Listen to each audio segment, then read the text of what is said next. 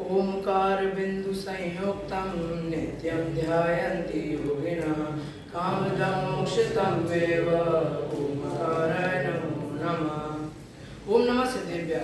यहाँ पर उपस्थित आदरणीय अध्यक्ष महोदय, माननीय निर्णायकगण, विशिष्ट अतिथि एवं मेरे सभी साधर्मी भाइयों को मेरा सादर जय जयंती। तो आज की प्रवर्तमान ज्ञान गोष्ठी में मेरा विषय है 8वें से लेकर 14वें गुणस्थान का सामान्य स्वरूप, जिनमें हम कुछ बिंदुओं के माध्यम से उनका स्वरूप समझेंगे एवं उनका समय भी जानेंगे। तो सर्वप्रथम हम यह जानेंगे कि अपूर्वकरण और अनुवृत्ति गुणस्थान में क्या क्या होता है। तो अपूर्वकरण गुणस्थान में एवं अनुवृत्तिकरण गुणस्थान में एक चीज यह समान होती है कि इसमें जो अभिन्न समयवर्ती जीव आते हैं, अर्थात उपरितन समयवर्ती एवं अधस्तन समयवर्ती जो जीव रहते हैं, अगर ऐसा ना हो, क्योंकि जब ये दोनों एक साथ नहीं आ सकते, ये दोनों अलग अलग काल में होते हैं, तो इन्हें भिन्न समयवर्ती कहते हैं। पर जो एक साथ आते हैं, अर्थात जो अभिन्न समयवर्ती जीव होते हैं, उनके भाव हमेशा समान ही होते हैं। परंतु अपूर्वकरण गुणस्थान में जो जीव भिन्न समयवर्ती होते हैं, उनके भाव असमान होते हैं। और अनुवृत्तिकरण गुणस्थान में जो परितन समयवर्ती जीव रहते हैं, उनके परिणामों की जो विशुद्धि होती है वो अधस्तन गुणस्थानवर्ती जीवों से कई ज्यादा अनंत गुणी बढ़ जाती है। और इस गुणस्थान में अपूर्वकरण गुणस्थान में से दो श्रेणियों पर यह जीव आरोहण करता है, उपश्रम श्रेणी और शपक श्रेणी। उपश्रम श्रेणी अर्थात क्या? उपश्रम श्रेणी अर्थात जो जीव कर्मों का उपशम करता है, वह यहाँ से उपश्रम श्रेणी चढ़ता है और वह 8वें, 9वें, 10वें के बाद 11वें गुणस्थान को प्राप्त होता है। परंतु जो जीव कर्मों का क्षय करता हुआ आगे बढ़ता है, वह 8वें, 9वें और 10वें गुणस्थान के बाद 12वें गुणस्थान में प्रवेश करता है। अपूर्वकरण गुणस्थान का काल अंतर्मुहूर्त है और अनुवृत्तिकरण गुणस्थान का काल भी अंतर्मुहूर्त ही है।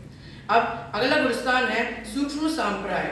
इस गुणस्थान का नाम और इसका अर्थ कुछ सामान्य ही है, अर्थात सूक्ष्म सांप्राय। इसमें लोभ इतना सूक्ष्म होता है कि जिस प्रकार अगर हम पानी में एक लकीर खींचेंगे तो वो पीछे से मिटती जाएगी, तो उसी प्रकार इस गुणस्थान में जो जीव को अबुद्धिपूर्वक लोभ होते हैं, वो होते ही कुछ ही क्षण मात्र में ही मिट जाते हैं। इतना सूक्ष्म लोभ इस गुणस्थान में होता है और इस गुणस्थान का काल भी एक अंतर्मुहूर्त है।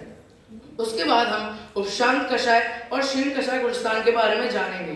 तो जैसा कि हमने पहले जाना ही था कि जो भी जीव पहले कषायों का उपशम करते हुए आगे बढ़ते हैं, वो 11वें गुणस्थान में आते हैं, यानी कि वे उपशम श्रेणी चढ़कर उपशांत कषाय गुणस्थान में आते हैं। इस गुणस्थान में ऐसा नियम होता है कि यहाँ पर जो भी जीव आता है वह हमेशा यहाँ से नीचे ही गिर सकता है, वह हमेशा यहाँ से नीचे ही गिरता है, इससे ऊपर नहीं जा सकता। और अगर इस गुणस्थान में किसी जीव की मृत्यु हो जाती है तो वह सीधे 4वें गुणस्थान में आ जाता है। परंतु जो क्षीण कषाय गुणस्थान है, उसमें जो जीव कषायों का क्षय करते हुए शपक श्रेणी चढ़ता है, वो इस क्षीण कषाय गुणस्थान में प्रवेश करता है और यहाँ से किसी भी जीव की मृत्यु नहीं होती है। यहाँ से वह जीव नीचे नहीं जा सकता है, यहाँ से ऐसा नियम है कि वह जीव ऊपर ही बढ़ेगा।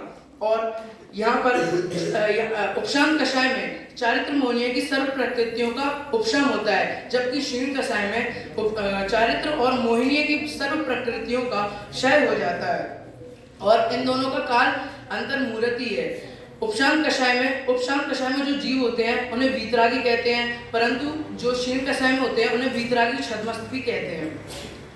अगले गुणस्थान है सहयोग केवली जिन एवं अयोग केवली जिन। सहयोग केवली जिन और अयोग केवली जिन गुणस्थान में वीतरागता के साथ सर्वज्ञता भी प्रकट हो जाती है। यहाँ पर जो जीव होता है वह अरहंत अवस्था में विराजमान होता है, जिसमें जीव के 4 घातीय कर्मों का नाश और वह 18 दोषों से रहित भी हो जाता है।